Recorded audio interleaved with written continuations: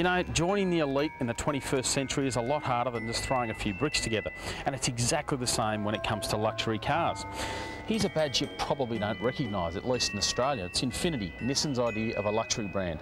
Obviously no one's going to shop a Nissan against a Mercedes or a BMW, so Nissan came up with something a little bit different.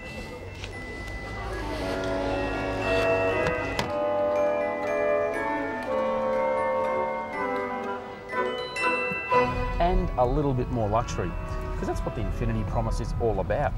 Infiniti to Nissan is basically what Lexus is to Toyota, something to tackle more established luxury marques. So inside you get a lot more luxury, a lot more leather, a lot more wood, a lot more features. This one, for example, gets active cruise control, so a radar sensor in the front that automatically works out the distance of the car in front and maintains a set distance to that car. It's also got a 360-degree around view camera, so when you're reverse parking, you can see literally around the whole car. It's easier to park.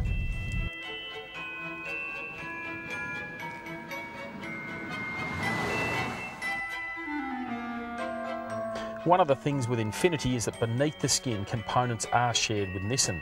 Things like engines and other major parts, but they're the sorts of things that the average buyer is never going to notice. But the styling is very much unique to Infiniti, a very distinctive flavour that doesn't look like any other luxury brand on the market. And that's part of the key, giving this brand its own identity. Infiniti brand was built in America, where it's built itself a nice little niche. So being American, that means you get plenty of muscle for your money. In this car, for example, it's a relatively compact off-roader, but still gets a 3.5 litre V6 engine. Plenty of grunt. Surprisingly though, it's not too spacious. The rear seats are sort of cramped. You wouldn't want to be an adult and spending too much time back there. The way it drives though, well, it's actually quite impressive. It gets along reasonably well, corners quite nicely. Not a bad car for what it is. Infiniti has a pretty wide range, ranging from anything from small sedans and small coupes, all the way up to mid-sized four-wheel drives, small four-wheel drives like this, and of course, big SUVs. Wouldn't be an American brand without a big SUV. Despite the Americanness of Infiniti, there's also a touch of Japanese, thankfully. So that means really good quality, really good attention to detail. And this car, perfect.